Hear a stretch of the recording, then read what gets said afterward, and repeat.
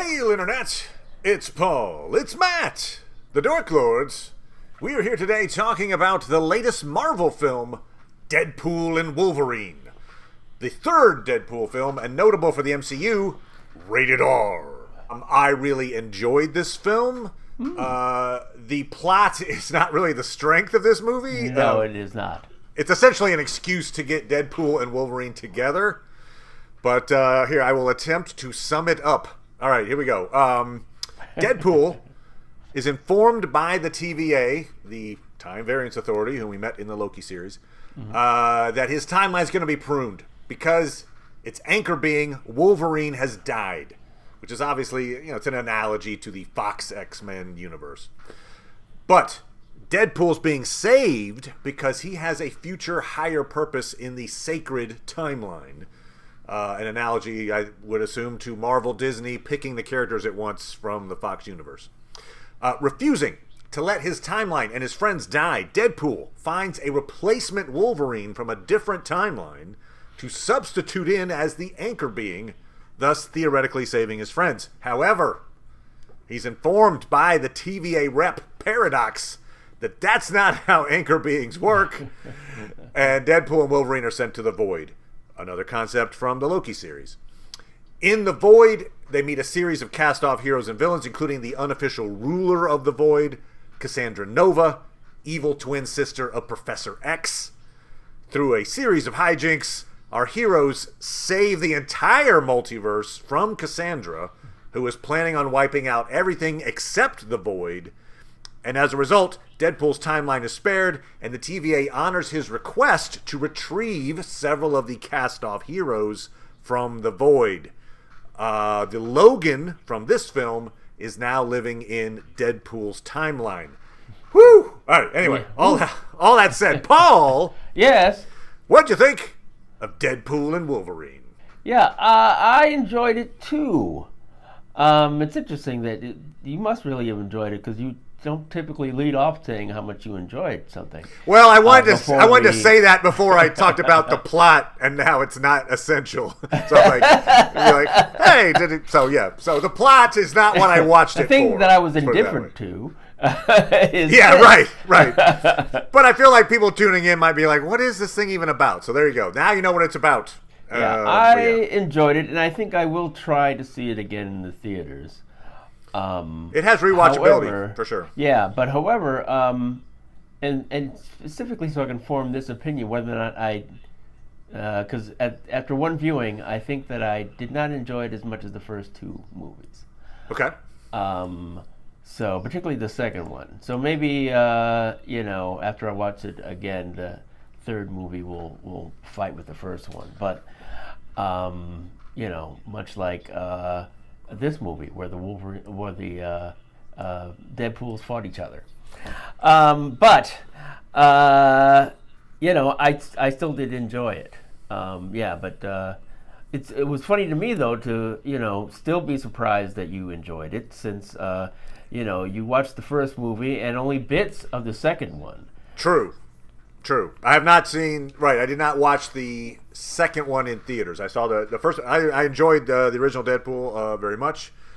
It's absurd comedy and brutal violence, and so it's like hey, that's what you go to the movies for, Paul.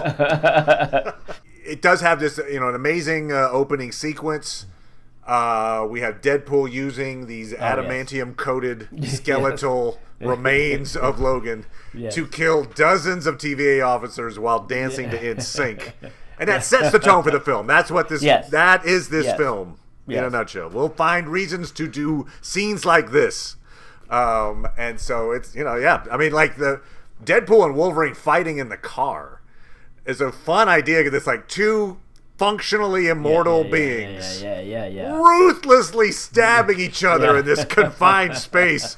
It's Tom and Jerry. I don't know. It's just it's an episode of What If. I don't know. Anyway, but no, it was very fun to watch. It makes me think in a way, well, like one of the problems you have, like let's say, when you have superheroes fighting each other, like let's just choose Superman and Zod as an example. You know, so they're just battling each other, and then you have to be wondering, are they having any effect at all? Right. And you know that they're having an effect on each other, partly because, you know, I mean, certainly Ryan will always have the funny reaction to, you know, getting claws in the balls or whatever. Right. Yeah. But you know that you know, they're hurting each other, but they're not stopping each other. So yeah. And I don't know feel why pain, I was. but that's it. I think I might have been. Well, no, I guess they deliberately left it open when they killed the pretty Wade. Oh no, that was pretty awesome. So yeah, so you've got Nice Pool. Yes, Nice That Pool. is essentially just he didn't have any of the disfiguring qualities, so he's just Ryan Reynolds with long hair. Yes. And then Deadpool uses him as a human shield. Yes, he does. And there's that great little bit. It's one of my fun quotes that I remember was the like, so how long does it take you to regenerate? And then Nice Pool looks at us like, regenerate? This one doesn't regenerate. Yeah, that was wise. That's why he looks pretty, probably. So that you can be wondering how many of them. And they actually all went down pretty easily, actually, I felt. All the Deadpools. Right, but then they did get back up. But then they got back up, so it was like, good, they already established that it was unclear which ones had power, but then all of them did. I wonder if you feel that Jackie would think that them rising up would be it's true. Is that zombie? I think with all the masks and everything, I don't think they look like zombies. I think she'd be fine with that. Okay. I think there's a look, a zombie-ish look that needs to happen for her to be like, yeah. She had a tough time recovering from Multiverse of Madness. Zombie Doctor Strange did not go over well. But interestingly, there was a fun, obviously this film is filled with cameos, but one of the fun cameos is one of those in the giant group of the variant Deadpools. There's one of them that has a Welsh flag on his chest, the red dragon on his chest. That is Welsh Pool, and is played by one of the players from the Wrexham soccer team. Co-owned by Ryan Reynolds. So it's this Welsh team. He put him in the costume, anyway. So I may have known that. Best cameo, in my opinion. You can tell me yours, but what do you think? Henry Cavill, Cavalrine. I loved Henry Cavill as Wolverine. That was great. Okay. That was fun. Yeah, I may not have grokked that when I was watching it. Yeah, I don't think I picked up on that one. Oh, okay, because he calls him the Cavalrine in the thing. Okay, yeah. Oh, really? Okay. Well, it's probably just one of those, waves of jokes that waves. There are waves of jokes. Just go right over my head.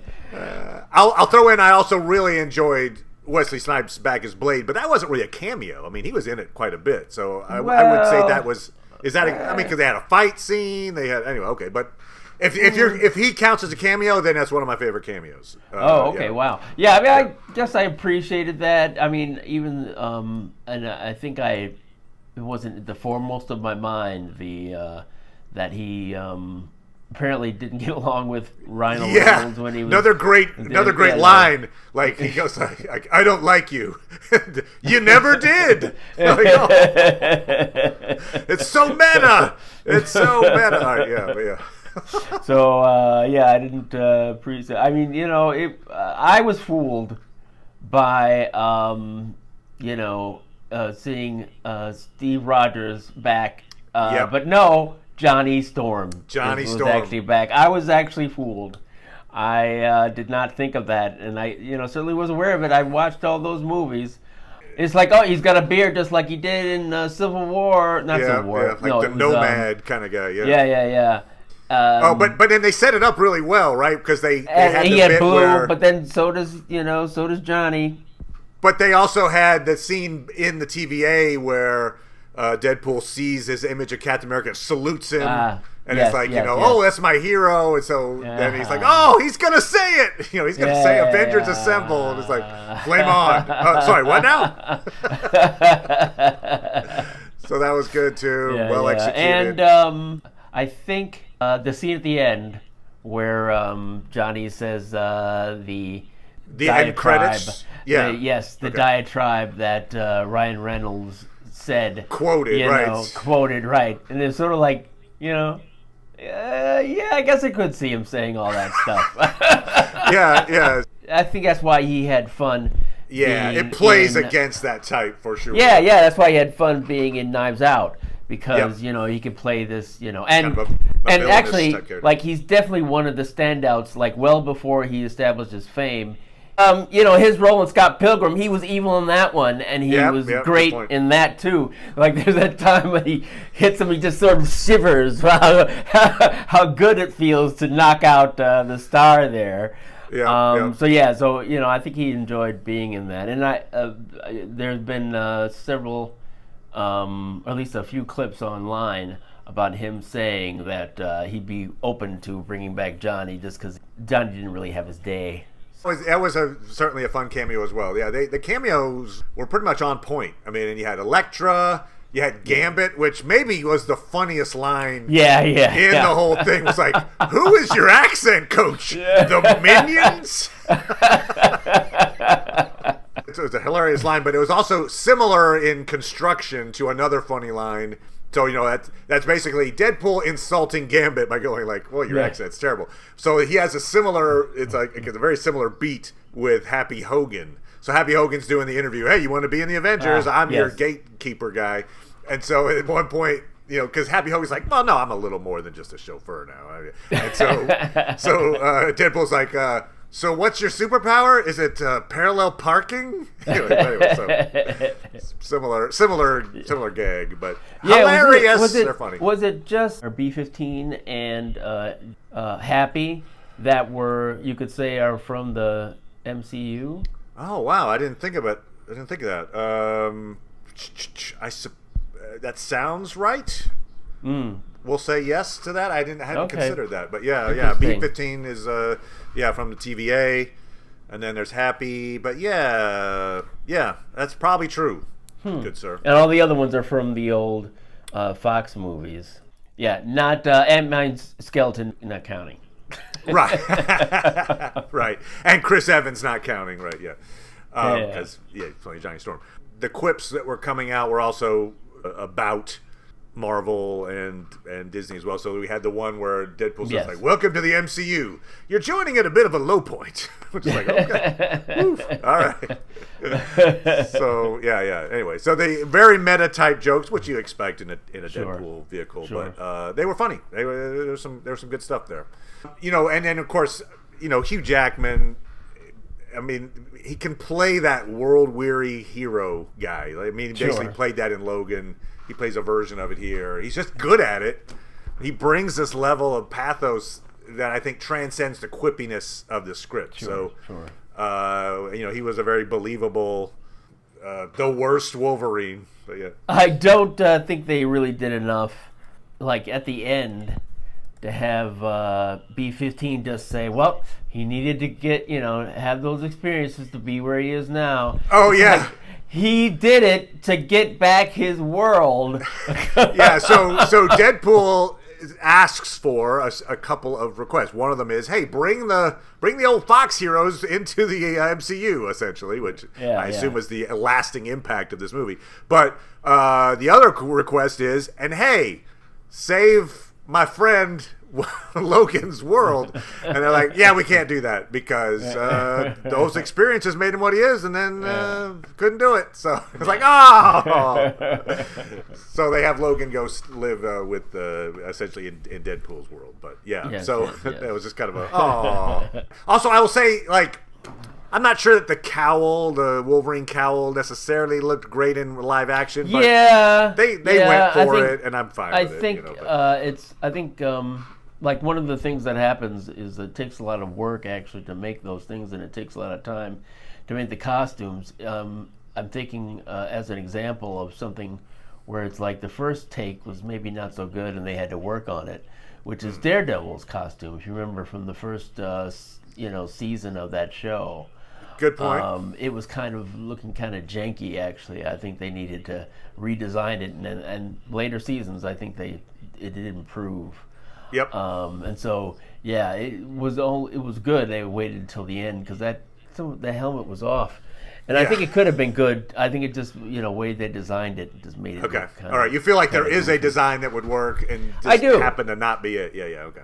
Because it was a fun idea. It's like, I'm pulling the cowl on. Now now I'm back. Okay, great. Good idea. It just, it looked a little odd. You mentioned it just wasn't your favorite of the Deadpool films. Because I don't think that... I feel like in the second movie...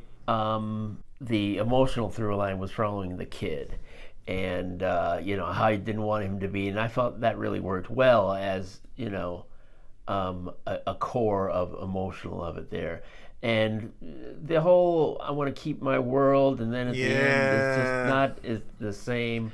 I agree that I probably the most emotional part was when X-23 tells Logan, hey, you were never the guy, and he's that part was I think okay, I'm going to come back and help you. But as far as Deadpool's emotional, and I feel like they actually more than Deadpool and Wolverine, I would have liked to see X-23 and Wolverine more. Yeah, a good point. That could I think been we the might center of it. Future movies. I don't know. We'll see. I mean, I'd like it, but that would surprise me. But here they could have, even though it's really not her Wolverine, and so, but I think they could have taken the time to establish that he maybe somehow watched the movie. Oh, I did like this. Another on point joke was when they had the comic accurate sized Wolverine, so it's like little mini Hugh Jackman. Never mind. All right, we're out. That was good too. Yeah, that was good. And obviously, they had Hulk. There you go. There's another MCU character. They had the Hulk cameo. Oh, right. Hulk versus Wolverine. But I would say one aspect of the storyline, and I mentioned, again, the story's not the strength of this thing, but in terms of the emotional impact for Deadpool, the relationship with Vanessa was odd. Yeah. So, I mean, she basically is like, I know you went back in time to save my life, but what have you done for me? What you should really be more heroic. I feel like if my partner was giving me that kind of an ultimatum, like, look, loving me unconditionally, that's a pretty good start, but it's not enough. I need you to prove yourself. Yeah. I think I'd go looking for a different relationship as opposed to you gotta go prove. I'm gonna go try to join the Avengers. Okay, do you have to join the Avengers to prove yourself so that Vanessa will take you back? That's a weird. Yeah, I mean, in terms of it doesn't make Vanessa look good.